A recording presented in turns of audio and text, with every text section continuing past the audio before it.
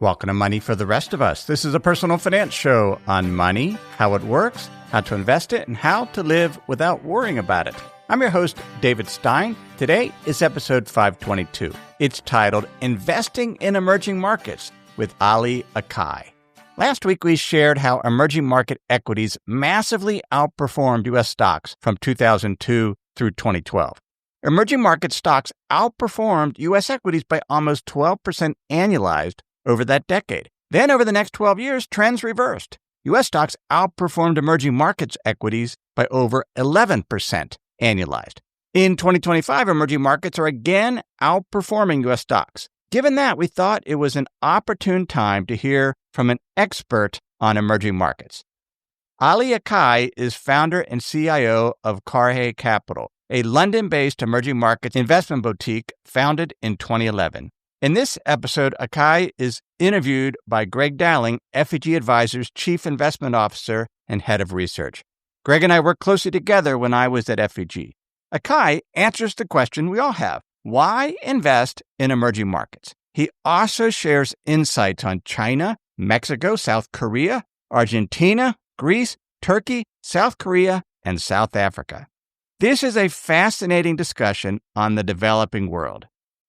Before we get started, however, in this age of Substack, with newsletters all the rage, did you know that we've been writing our weekly email newsletter for over a decade? We use it to introduce the podcast episode, but we also share information that works best in written and visual formats. Of course, it's on money, investing, in the economy, just like the podcast, but some things are just better shared in writing. So if you're not on the list, please sign up and you'll receive our free introductory email series on 8 essential investment principles that I follow. And if you follow, they can help make you a better investor. The Insider's Guide email newsletter is the next best step to get the most out of your investment journey. It's absolutely free. So if you're not on the list, go to moneyfortherestofus.com and subscribe right there on the homepage.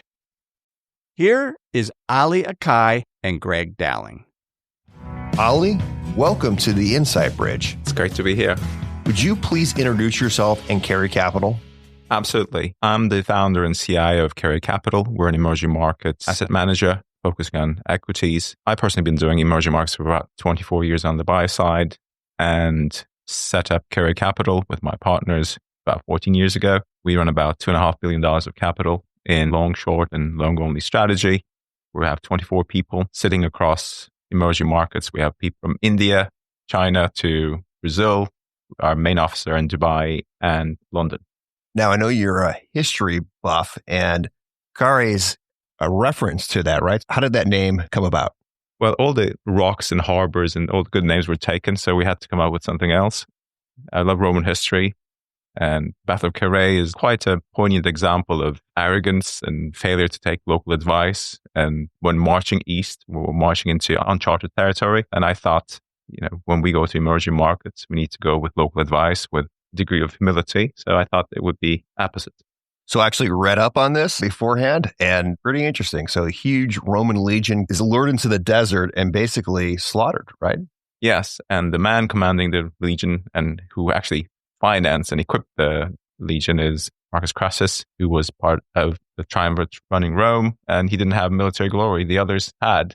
So he just had to measure up to them, and he did something pretty stupid.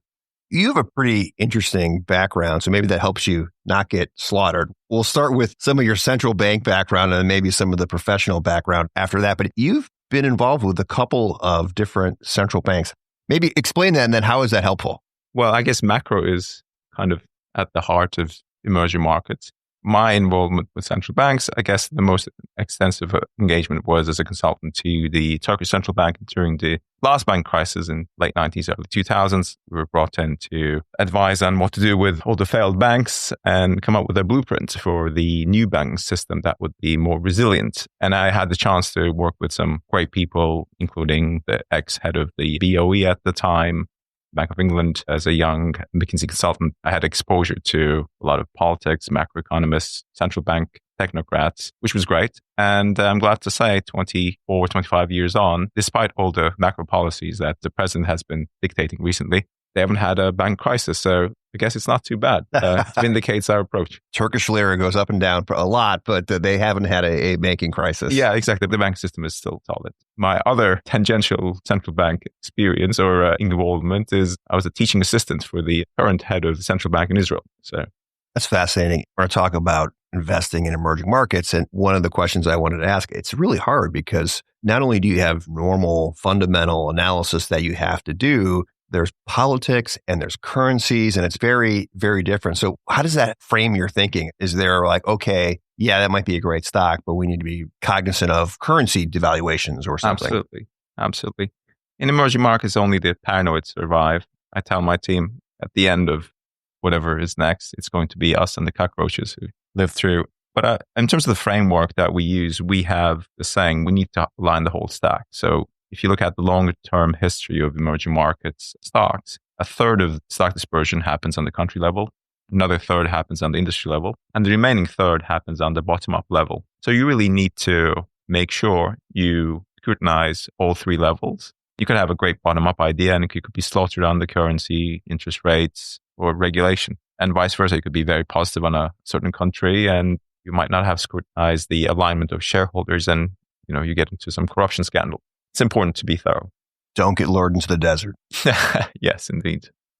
So you have this central bank background, but then you also have some pretty amazing practitioner experience too. So you worked at Goldman Sachs, SAC Capital, HBK. Anything you kind of learned or took from any of those different organizations? I think they all had something to contribute. When I was at Goldman's, I was on the principal strategies group that used to be the risk arbitrage group. So they had that background of a lot of famous people went through there. Yeah, they did. Lots of decision trees, nodes, assessing outcomes, scenario analysis. Quite useful. That thinking in probabilities. Yeah, probabilities, assigning probabilities to nodes. HBK, I worked with the macro team there. They were great relative value investors in EM fixed income. They had access to all the central bankers, the IMF people and economists, and they had a very sturdy way of investing in emerging markets without taking a whole lot of country risk and understanding the instruments, understanding the signals that you get from fixed income and transcribing that to useful heuristics or insights for equities was something that I picked up there. At SAC, it's the sizing discipline, it's the risk management, it's managing your liquidity, and also optimizing the sizing of your positions based on risk reward and trying to be very cognizant about how we can optimize your return by sizing optimally. So SAC or any of these pod shops, you could run a lot of money and be happy. They take care of everything for you. Why did you want to launch your own firm? I guess I was asking trouble. I'd say I worked at pretty great institutions, McKinsey, Goldman Sachs, HBK, SAC. I think I picked up something from each of them. And I wanted to combine what I learned, my learnings, and add something from my own and put it all together and build something even better. Or at least try. I remember meeting you. It was like a Goldman Sachs prime brokerage event in Rome. We shared a taxi, and you probably don't even remember this. I was like, so who are you? And what are you doing? And you're like, I'm going to launch this firm. And we weren't day one investors with you, but we followed you ever since. It's been a long time. Well, great to have you on board. It took a while, I guess. Why EM now? I mean, can't we just invest in the US? I mean, boy, it's easy. Go straight up. Why invest? I think it's mainly diversification. And I think people are very aware of the relative returns and how exceptionally well the US have done. And I think people are here aware of, US valuations are, or the predominance of US equities in their own portfolios. But I think if you travel across EM, one of the things that I noticed is how long the rest of the world is in US stocks. Korean retail owns like $250 billion of US stocks. That was 50 a couple of years ago. An owner of a hotel in Brazil will tell you about their positions in NVIDIA. Oligarch you meet in Dubai will say, how much they made in Meta, et cetera, et cetera. So everybody's long, and the weighting of the S&P is essentially very concentrated. And it's the ultimate Momo trade, right? Because US has momentum, S&P has momentum, and then the top names get weighted higher. I'm not saying people should divest from the US, but it's still the place where capital is treated the best, and the companies are envy of the world, and they're amazing companies, amazing managements, etc. But everything you own, and especially as a US resident, you're long US stock, you're long US housing, consumption, housing prices, everything is correlated to the future, the fate of 7 stocks. And owning an asset, I mean, we own gold not because of its yield, right? Owning an asset like EM that is also pretty low correlated, sometimes inversely correlated to US asset prices, it's probably not a bad thing. And secondly, it is the asset class where active management adds the most alpha, which is very difficult to do anywhere else. So diversification, there's more alpha potential there. Relative valuations are better as well. But you mentioned the oligarch who's investing in Meta. All those examples you named were tech stocks. Is some of the difference in valuation just the lack of tech sector other than China and then a lot of the EM countries? Actually, it goes beyond that. I can give you very specific examples. We cover a lot of industries globally, so we're well aware of the US peers. I can give you a half a dozen EM companies who, if they move their listing to the US and they have US operations, they would get a huge value bump.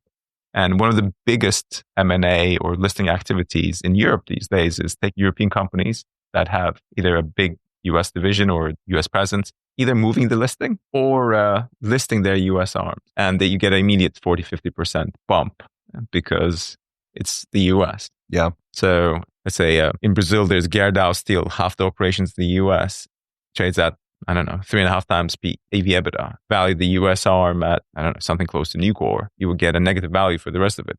And the list goes on and on and on. So it's not only tech, it's just US stocks that are just priced more dearly than elsewhere. All right, let's talk about the elephant in the room. That all sounds great. I mean, you're starting to sell me a little bit on this EM thing, but what about tariffs? We can talk about the picture as of yesterday or the picture as of last week or the picture as of next week. It's anybody's guess. And tariffs usually lead to currency adjustments. You just need to be aware of that and where the potential big currency moves are. But I don't think tariffs in themselves would sink emerging markets. Trade adjusts, currencies adjust, and great companies continue to compound. As of who's going to get tariffs, what tariff, I think I'm probably the wrong audience. There's only one man who knows. And I was in Miami, not far from Mar-a-Lago, but I'll visit him next time when I'm there on a weekend.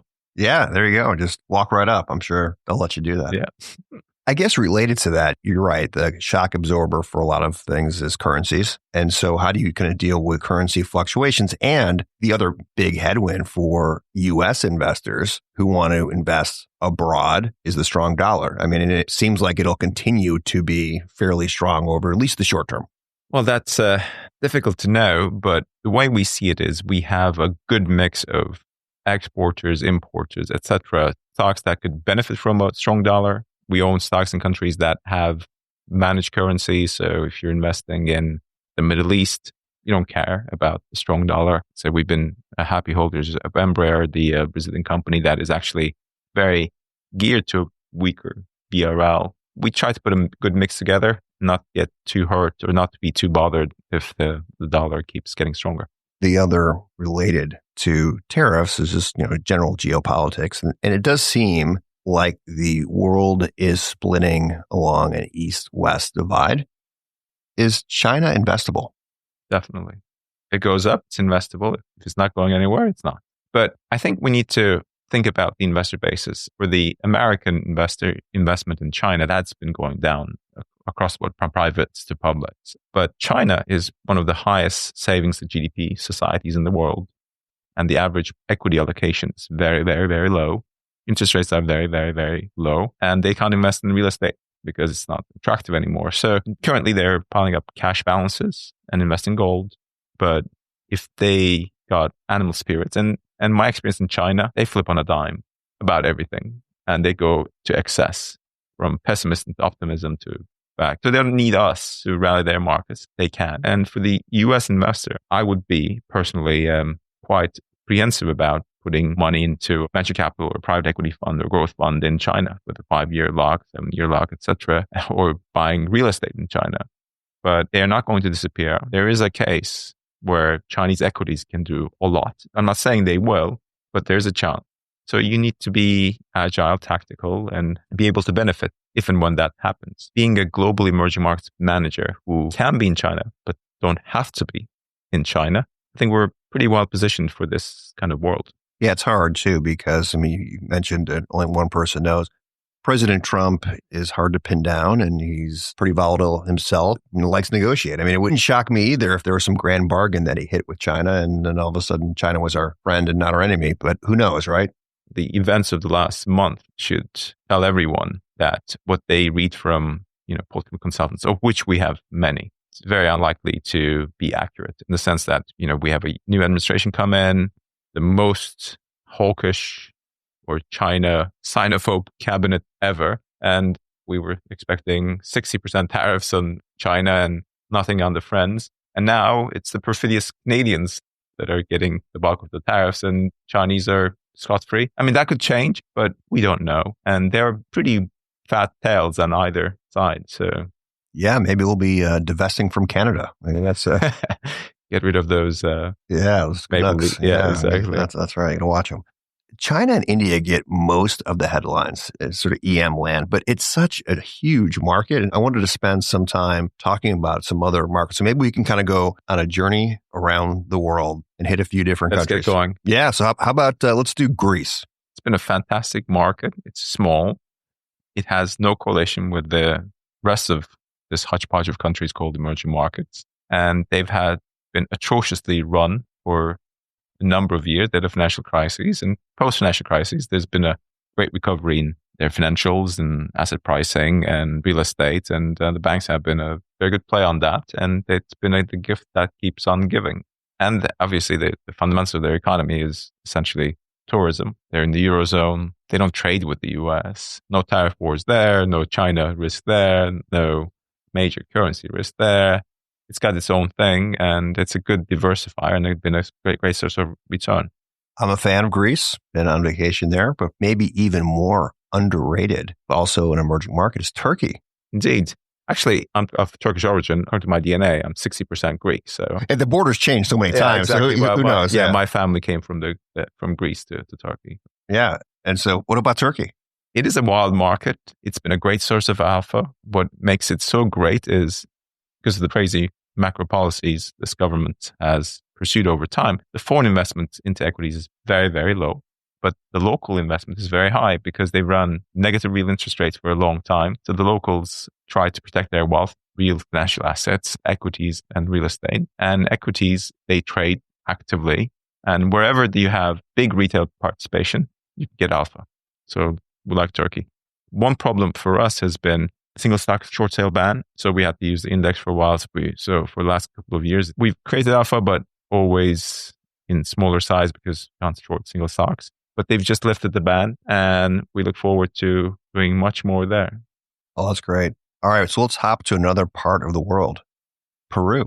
There's one or two stocks there. There's a bank that I love. I've been a shareholder on and off for almost 15, 20 years. Credit Corp. That economy is very interesting in the sense that what I like about it is the government is always about to fall. And the prime minister is always, the popularity rating is the president of 15%. You talk to economists and locals and say, well, there's that risk. But the country, after having been on the precipice for so long, has learned to live with it. The bureaucrats are on the place. The politics are a mess, but who cares? And they have very low leverage in the corporate and households and governments. Debt to GDP, I think, probably 30s. It's a quasi-managed currency. You don't worry about the currency. You don't worry about the politics because it's always a mess. They're long copper and gold, which we both like. Copper and gold.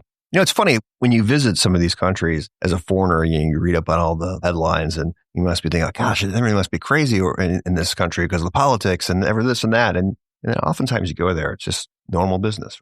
They're used to it and they just kind of go about their daily routines. And yeah, human beings, we're an incredibly resilient, adaptive species. So we just adapt and move on. So one country that, gosh, you just think, well, they should be developed. Then every once in a while, they remind you why they're an emerging market country. How about South Korea? Well, the last political events, the shenanigans, that was a curveball, I might say. I didn't expect that. Quarrels about budgets is one thing, but getting upset at the opposition for being intransigent about the budget negotiations and trying to arrest the MPs is something else. And the president who did that was a erstwhile prosecutor. So I think he knows the law. You would think, yeah. But I think the good thing about the whole thing, it was just so shambolic. And he was basically came out as a oddball madman, and the whole society coalesced around the core values of parliamentary democracy and didn't go anywhere. So I think for anybody else who harbors such thoughts about politics or such methods about politics, the message was that the country will not bear it. So I think it was crazy, but it had very low chance of succeeding, and somebody else trying to act in such ways is probably, at this point, pretty inconceivable in South Korea. With South Korea, talking to a lot of either Asian managers or EM managers, there was this general theme that the South Koreans were behind the Japanese and some of their governance reforms. There's a little competition between them, and they were going to improve their governance. And this political shenanigans, is that going to at all prevent or slow any of that down? I think it was already a bit slow, given that there was no clear majority. Very difficult to push through significant reform, structural reform, when you don't have a clear majority, when power is so divided. But I think the impetus is there. And in Korea's case, they have awful demographics, worst in the world. They say worse than Japan? Worse than Japan. Wow. They're in a bad way. And the concentration of wealth and GDP among 7 different groups stifles competition. And they've caught the stock market investing bug there. I think a third of people over a certain age own stocks now. And that was 0, 10 years ago. I think as a country and people, they have an incentive to break up these groups, improve capital allocation, so that they create wealth for a very precariously aging society. I know what should happen, but I don't know whether it will happen or when. But we have some positions. What we try to do is we look at the operating businesses that we want to own. We own Hynix, SK Hynix, the memory foundry that has a dominant market share in high bandwidth memory. And then we look at parent companies. They have multiple parents. And if we see something, a huge discount that might eventually shrink and create additional alpha on top of the operating company, we buy that as well as an adjunct, add-on trade. And let's get a little closer to home. How about Mexico? Well, Mexico, we're going to know in a few days whether they get the tariffs or not. We've been looking at this situation with the U.S. relationship for a while. We've had extensive contact with the local politicians and decision makers there. And from the beginning, presidential administration took over in Mexico. The message to us was clear. We're going to engage the U.S. constructively. We understand their concerns, and we'll do whatever it takes to have a good relationship with our largest trading partner and neighbor. And if you look at what they've been doing on immigration, cracking down on the incremental efforts they put in against the drug cartel and this new economic plan that prioritizes North American trade and reducing imports from Asia and buying more from North America, which is a pretty extensive, well thought out plan. They're doing everything they can. Whether it's good enough is going to be assessed by somebody sitting in the US. And they haven't engaged in any of the grandstanding. Let's say the recent example with the Colombian president, they've been quiet. They've had their emissaries and people and traveling around DC and meeting people and explaining what they can and can't do. And just to remind people, the current trade agreement between US, Canada, and Mexico was updated and signed and designed by first Trump administration. And he hailed it as the best trade agreement ever signed by the US. So it's slightly disingenuous to turn around a couple of years later and say, this was a terrible agreement and being taken advantage of. I think there are things that the US is legitimately concerned about, Chinese companies taking advantage of Mexico to come in as a Trojan horse into the US market. And Mexico has back-channeled solutions and they want to work with the US on that. So the current agreement is just that the current agreement needs to be updated. And finally, almost half the value add of Mexican export to the US accrues to American companies. It makes absolutely no sense to punish Mexico and Canada and punish US corporate America. Auto manufacturer. The same auto part goes back and forth 15 times and you're going to tariff it each time. Crazy thing is we've been canvassing a lot of manufacturings on tariffs from Samsung to Nissan to other emerging companies. And when we heard some Korean company telling us, well, this happens, the Canada, Mexico tariffs, we might downscale North American manufacturing and move manufacturing to China and Malaysia. Like, that is just crazy. That's the opposite of what... right. I want to send that excerpt to people in DC to carefully consider what they're doing. You mentioned gold earlier. I know you have some positions in gold miners. I'm a gold bug. Maybe you just always own gold, but why gold now?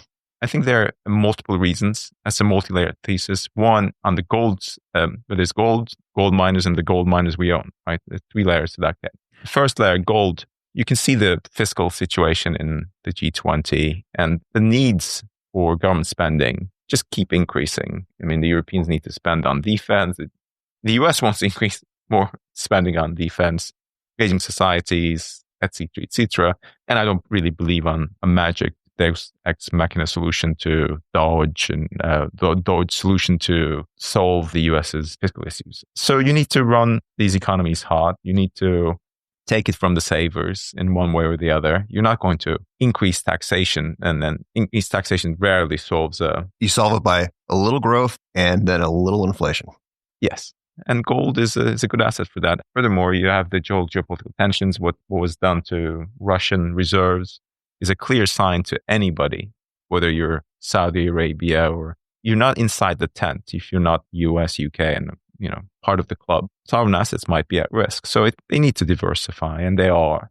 And just going back to the original point, gold demand was traditionally been so strong in Middle East and India and Turkey, but China retail joined the camp. They have every reason to diversify and have something solid. They don't trust their future in the country. So good to have a movable asset that's real, etc. And now seeing it in Japan. Japan retail is buying gold. And I think in the US, a portion of the society is very excited about new administration and the pro-business stance, but there are people who are apprehensive about the country's future and how the debt mess is going to be cleared. So there's demand there. So globally, we're having structurally higher demand for gold. And I've been in gold mining for a very long time. It's a tough business. You can never get the supply in the time frame, the cost that you want. So there's that. And gold miners are very cheap versus gold. Talk to any gold mining analyst. They have the back end of the curve. The assumption they come up with to justify their stock prices are, 1,800 gold, 1,700 gold, 1,600 gold, whereas spot is much, much higher. So I think the gold miners versus gold they're very cheap. And then we have individual miners that have, we think, underappreciated assets. So hopefully we're right. Is there any other area you wanted to hit on, or a country or maybe a company that nobody has heard of that they should have heard of in emerging markets? I think the sort of companies we invest in are mid to large caps. I think we're talking to a pretty sophisticated base. I think they would have heard of most of the companies that we invest in. If you want to be positive, I would say South Africa is interesting in the sense that place was probably that they won the medal for the worst run country for a very, very long time. Now they're just poorly run. You can make a lot of money in emerging markets when you go from really bad to slightly bad. Exactly. And then, you've seen the transformation in Argentina, right? Yeah. I mean, almost seems nuts, but free markets on steroids, but it seems to be, at least for now, working. Yeah. I'm not sure about the equities. They seem a bit over-egged, but the sovereign bond has been amazing. And I still think it's interesting. And Ukraine, obviously, I think that place when reconstruction starts, there's going to be beneficiaries. I think the Ukrainian bonds are interesting. The GDP warrants are interesting. And there are plays outside Ukraine that can get a nice kick if and when that conflict is wrapped up. All sides are very tired. So I think they will try very hard to come up. There's a window to at least stop the bleeding. Well, that's interesting. You heard it here. Ukrainian GDP warrants could be. I like it. I like it a lot. So we've talked about all of these, far-flung countries, that how emerging markets are. It's not really a block. People always sometimes talk about BRICS and like it's an acronym, but emerging markets is much, much bigger and just different types of economies, different growth patterns, but can be pretty volatile. I'd be curious to know how you manage risk of your portfolio. Well, we have developed our customized risk management system. We have 3 quants, and I've been running an EM portfolio for 20 odd years. My team's quite experienced, and I have a severe case of acid reflux that's episodal. So my stomach usually, apart from our risk fist system splashing, my stomach gives me the best signal on. When your stomach hurts, there's a problem coming. That's pretty good. Yeah, he's a better investor than I am. But in the hedge fund, we've been able to compound pretty nicely, even in a market that's done nothing in dollar terms for 14 odd years. We're very cognizant about our currency risk. We are very tight on liquidity. 2-day ADTV, I think we're managing it like we're still running in a pot shop. We don't do smaller micro caps. We don't do frontier, so that we have an ability to move our positions around. And we do a fair amount of tail hedging on out of money puts, calls, CDS when it's necessary. And then a long only fund, we are aware of the benchmark. We're not going to be following the benchmark, but if something is a very big weight in the index and we don't have a very significant view, and it could go either way, we're not going to take the risk. We're not going to have errors of omission either, if we can avoid it. So we're paranoid. We have very good risk systems, and we try to invest in very uncorrelated clusters of stocks. A Brazilian aerospace company and a Greek bank and a Chinese internet name, they shouldn't correlate. In the case they do, there's a global contagion event, we have the tail risk.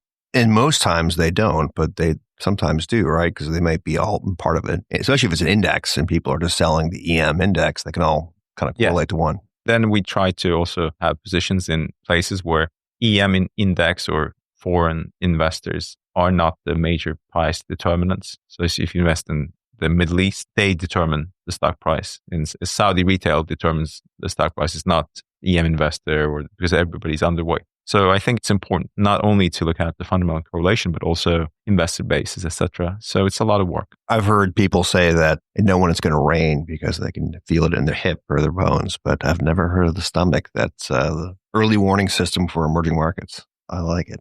I wanted to ask you, been all over, how many languages do you speak? I speak 7, most of them rather badly, but I speak 7. So what are those 7? Well, English, Turkish, German, French, Norwegian, Portuguese, Spanish. And then how many languages are spoken at your firm? Too many to count, from Korean to Hindi to Arabic to Brazilian Portuguese to Russian. We got it covered. You've traveled quite a bit. So I wanted to ask you, favorite EM country to visit? Depends on the season. Okay, well, maybe give me some seasonal picks. In the European winter, South Africa is pretty great. Or Brazil, late summer or early autumn, I'd say Turkey and Greece are pretty amazing. One of my favorite activities is going to a country, chatting with the cabbies. Particularly love going to a barbershop, getting a haircut. Usually should save a bunch of money, but also those people are actually quite loquacious. They're great conversationalists because they have to. And they speak to 1 million people a day, so they give you the lay of the land pretty well. If you've never done it, Turkish barbershops are pretty amazing. Yeah, they also burn the air. Yeah, they put fire into your ears. Yeah, it's an experience. It's an experience. It's an experience. You also said earlier that you love history and you're a big reader of just history. You mentioned Roman, but maybe other history that you're fond of, and maybe we'll take a couple of your favorite books about history that you would recommend to our listeners. I have a very broad range. I could go from the history of Byzantium. Anything by Runciman is a great read.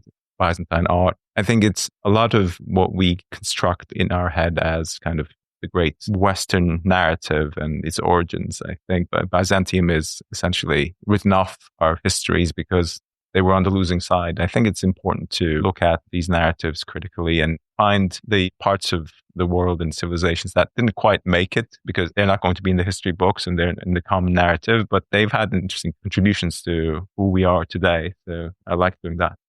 You mentioned one author. Any other authors you'd recommend? Well, I would avoid Niall Ferguson. I like Niall Ferguson. Just as a person. You write some good, Scent of Money. Yeah. Look, I've read most of his books, but he's now become too much of an ideologue. Yeah. And then once you have a jaundiced lens, everything becomes an opinion rather than history. But I like his earlier books. Favorite food in an emerging market? You're in a country you got to go to. What are you eating?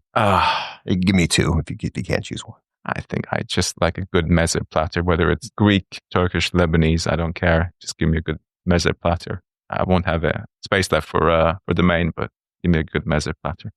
Did a Turkish breakfast one time, and I've never seen so many plates on a table. I know. How do you go to work afterwards? Maybe you don't. Maybe if they got rid of that giant breakfast, the economy would pick up. Yeah, perhaps. Thank you so much for spending time with us today and our listeners. We learned a lot, and you won't get slaughtered in the desert. You're going to take the right approach to... I'll hydrate well. Don't worry. All right. Thank you very much. Thank you. If you are interested in more information on FEG, check out our website at www.feg.com. And don't forget to subscribe to our communications so you don't miss the next episode. Please keep in mind that this information is intended to be general education that needs to be framed within the unique risk and return objectives of each client. Therefore, nobody should consider these to be FEG recommendations. This podcast was prepared by FEG.